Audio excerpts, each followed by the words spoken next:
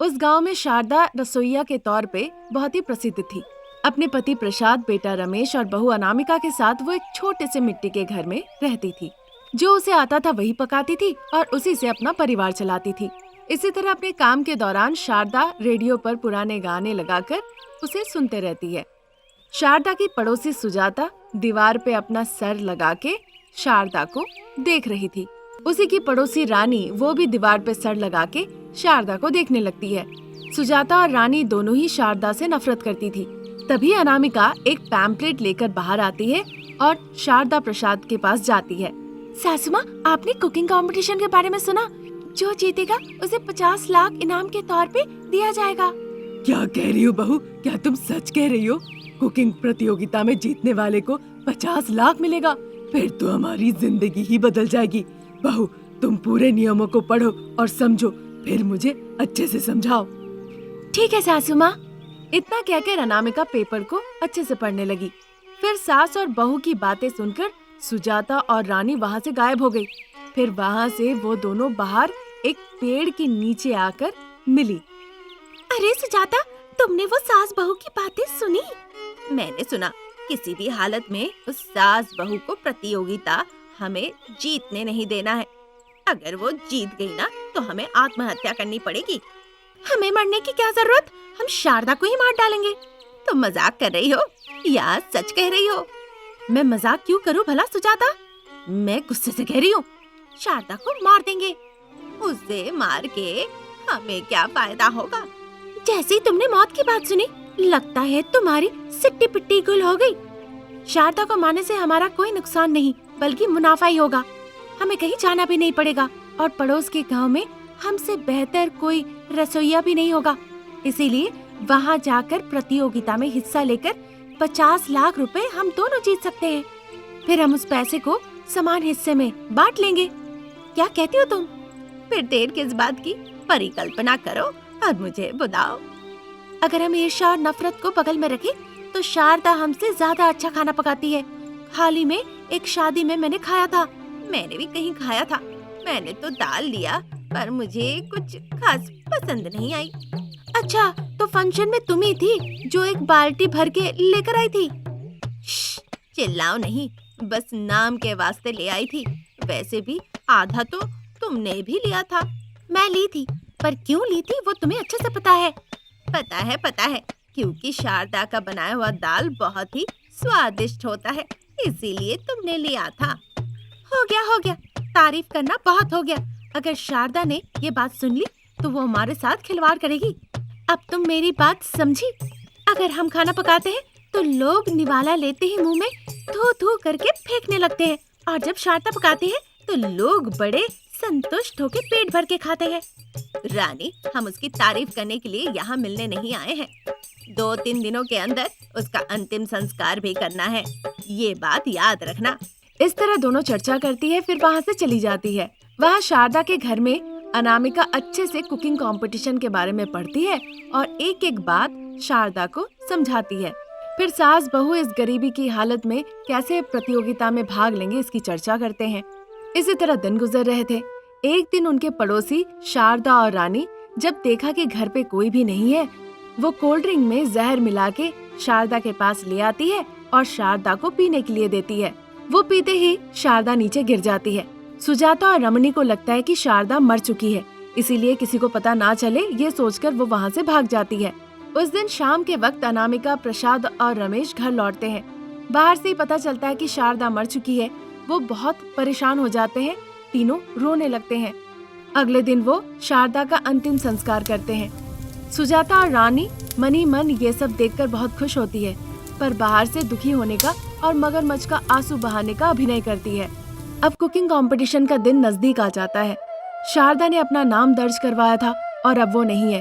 अनामिका शारदा के तस्वीर के पास खड़ी होकर, सासू माँ, आपने कहा था ये प्रतियोगिता हमारे घर की परिस्थिति बदल देगी, फिर इस बीच में आप हमें छोड़कर चले गई। आपने नाम लिखाया, अगर मैं इसमें हिस्सा लेती हूँ तो आपका सम्मान छोटा होगा। मैं आपको नहीं झुकने दे सकती। जब अनामिका ऐसा कह ही रही थी, तभी अचानक से शारदा का आत्मा वहाँ प्रकट हो जाता है। उसे देखकर अनामिका बहुत खुश होती है। चिंता मत करो बहू, तुम हिम्मत रख के प्रतियोगिता में हिस्सा लो। मैं तुम्हें एक मसाला दूंगी, हर चीज में इस्तेमाल करना, वही मेरा सीक्रेट है। ऐसा कहकर शारदा अनामिका को एक मैजिकल मसाला देती है। वो देखकर अनामिका बहुत खुश होती है। मुझे नहीं पता था आप इतनी जल्दी हमें छोड़ के चली जाएंगी माँ जी। मैंने कुछ नहीं किया बहू, वो सुजाता और रानी ने मुझे कोल्ड ड्रिंक में जहर मिला के पीने को दिया। मुझे लगा उन लोग बदल गई है, मैंने विश्वास करके पी लिया। अब देखो मैं तुम्हारे सामने आत्मा बन के आज खड़ी हूँ। उनकी बातें सुन के अनामिका को मनी मन बड़ा गुस्सा आया। वो चाह रही थी कि वो जाके उनका कुछ कर ही डाले, पर शारदा उसे रोकते हुए कहती है, नहीं बहू नहीं, अभी अपना ध्यान कुकिंग कंपटीशन जीतने में लगाओ। उनका जब पाप भरेगा वो भी खत्म हो जाएंगे, ईश्वर सब देख रहे हैं। ठीक है सासू माँ, मैं कुकिंग प्रतियोगिता में जाऊंगी, ये मसाले से ही बनाऊंगी आपने जो दिया है। फिर मैं जीत के आपको जरूर दिखाऊंगी। मैं उन्हें हरा के 50 लाख रुपए आपके तस्वीर के पास लाके रखूंगी, आशीर्वाद दीजिए। इस तरह अनामिका प्रतिज्ञा करती है और उस मायावी मसाले को लेकर अनामिका प्रतियोगिता में भाग लेने के लिए शहर चली जाती है। अनामिका के साथ साथ सुजाता, रानी और भी कई लोगों ने भाग लिया। फिर माइक लेके अनाउंसमेंट होती है कि कंपटीशन शुरू हो चुका है। सुजाता और रानी ने भी बहुत परिश्रम करके खाना पकाया। अनामिका ने जो भी पकाया उसमें वो मसाला मिला दी। आधा घंटा निकल जाता है। फिर कुकिंग कंपटीशन जज करने के लिए वहाँ पे वासुदेव आके सारे पकवान को टेस्ट करते हैं। घोषणा की जाती है कि अनामिका विनर है। ये सुनते ही सुजाता और रानी दोनों ही बेहोश हो जाती है। अनामिका 50 लाख रुपए पुरस्कार के तौर पे जीत के शारदा की तस्वीर के सामने लाके रख देती है। शारदा की आत्मा उस पैसे को देखकर बहुत खुश हो जाती है और थोड़ी देर बाद वहाँ से अदृश्य हो जाती है। अनामिका जाके पुलिस को कंप्लेन करती है। सुजाता और रानी अपना अपना जुर्म कबूल कर लेते हैं। उन्हें जेल भेज दिया जाता है। अनामिका का परिवार उस जीता हुआ पैसे से एक घर खरीदता है, एक गाड़ी खरीदती है और खुशी खुशी जीवन बिताने लगता है। सर्दियों का मौसम था। सुबह होने पे ही नया साल। उस वक्त रात के 9 बज रहे थे। सासू माँ शारदा बिस्तर के पास आती है और कंबल लेकर सो जाती है। उसके पीछे पीछे पति प्रसाद भी आते हैं। अरे शारदा, तुम सोने आ गई? जब तुम खेत में काम कर रही थी तुमने कुछ कहा था। मैंने कुछ नहीं कहा था पुराने साल को अलविदा कहेंगे और नए साल का हम स्वागत करेंगे। उसके बाद भी तुम बिस्तर पे आ गई कंबल ओढ़ के सोने। सो जाओगी तो अलविदा कहकर स्वागत कौन करेगा? और कौन? बहू अनामिका करेगी। जब वो कह ही रही थी तभी बहू अनामिका वहाँ आती है। अरे सासू माँ, सारा काम मेरे ऊपर थोप के आप चाहती हैं यहाँ पे आराम से सोना। इस तरह से दाल नहीं गलने वाला। ऐसा दाल क्यों लोगी जो ना पके? जो दाल पकेगा उसी को पकाओ। अब ये पंच था जिसके लिए हमें हंसना होगा, है ना? पिताजी हंसिए। ऐसा कह के प्रसाद और अनामिका जबरदस्ती हंसने लगते हैं। उनकी ऐसी हंसी सुन के कुत्ता जो पेड़ के नीचे सो रहा था वो भी भौंकने लगता है और वहाँ से चला जाता है। भौंकना सुन के अनामिका और प्रसाद तब जाके हंसी रोकते हैं। अब शारदा हंसने लगती है प्रसाद और अनामिका का मुंह देखकर। तभी पड़ोस में एक सोता हुआ बच्चा उठ के अचानक से रोने लगता है। उस बच्चे की माँ बच्चे को उठा के घर के बाहर लाके उस पे चिल्लाने लगती है और साथ ही जोर जोर से कहने लगती है, अरे ओ शारदा, बच्चे घर पे सो रहे हैं और तुम लोग इस तरह से लोमड़ियों की तरह हंस रहे हो। ये सुनते ही शारदा की हंसी भी रुक जाती है। हमारे पड़ोसी कैसे हैं वो तो अच्छे से ही पता है। सासू माँ, लाइट लीजिए। कैसा लाइट बहू? ट्यूबलाइट या एलईडी लाइट? फिर जोक, आप तो कमाल की है सासू माँ। कमाल मत कहो, अमिताभ बच्चन हूँ। बस कीजिए सासू माँ, बहुत हो गए आपके मजाक। अब मैं हंस नहीं सकती। क्यों नहीं हंस सकती बहू? हंसो, फिर तुम जाओ। ऐसा ही रहा सासू माँ तो नए साल के सेलिब्रेशन को लेकर मैं क्या कहूँ? अब कहने का क्या बचा बहू? खेत में हमने चर्चा की थी ना, रात के 12 बजे हम केक काटेंगे।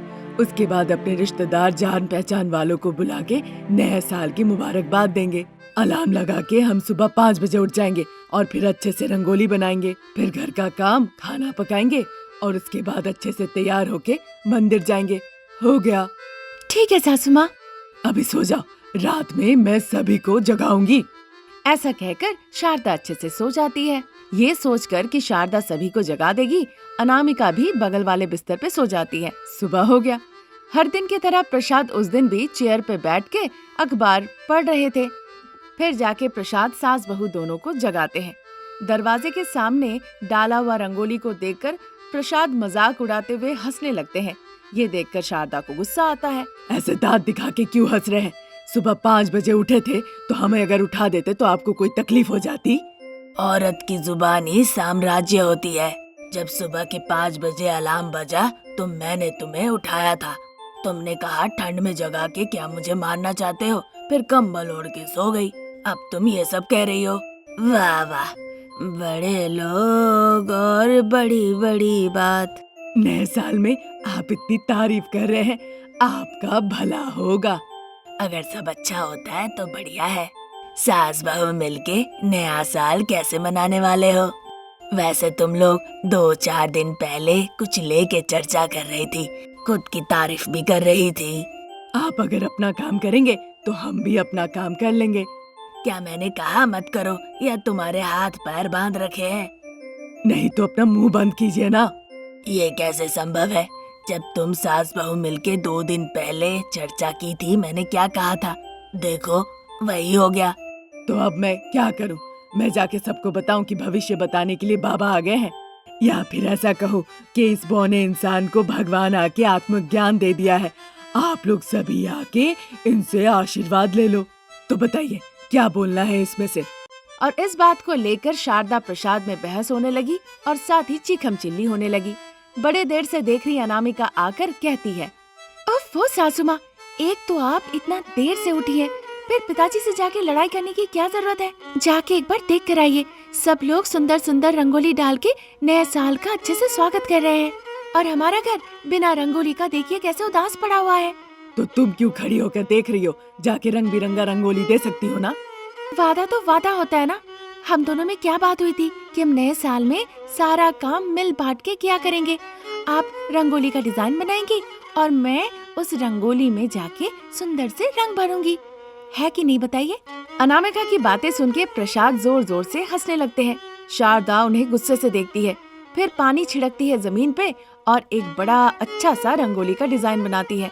अनामिका जल्दी से रंग लाके रंगोली में भर देती है और एक बहुत ही खूबसूरत रंगोली बन जाता है। शारदा अपने आंगन को बहुत अच्छे से सजा देती है। बहू, मैं घर का काम काज करती हूँ, तुम खाना पकाओ। नहीं सासू माँ, आज आप खाना बनाइए, मैं घर का काम करती हूँ। जब अनामिका ऐसा कहती है, शारदा किचन में जाके खाना पकाना शुरू कर देती है। अनामिका घर का काम काज करती है। आधे घंटे बाद सास बहू बाप बेटा सभी अच्छे से तैयार होकर गांव के मंदिर के लिए चले जाते हैं। वहाँ पंडित जी कहते हैं, आंखें बंद करके देवी को नमन कीजिए और अपनी मनोकामना उन्हें बताइए। पंडित जी की बातें सुन के बाप बेटे ने सोचा उन्हें अच्छा हो जाना चाहिए और उधर सास बहू ने मनी मन कुछ ऐसा सोचा। देवी माँ, पड़ोस की महिलाएं अच्छी अच्छी साड़ी गहने पहनकर चमकती है। मुझे ज्यादा लालच नहीं है, बस 7 तोले सोने दे दीजिए और 7-8 रेशम की साड़ियाँ मैं एडजस्ट कर लूंगी। वाह मेरी रानी, 7 तोले सोने और 7-8 साड़ियों से तुम्हारा काम हो जाएगा।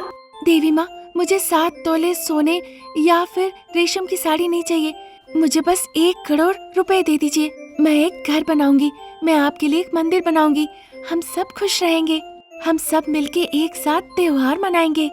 इस तरह सास बहू अपनी अपनी मनोकामना करती है।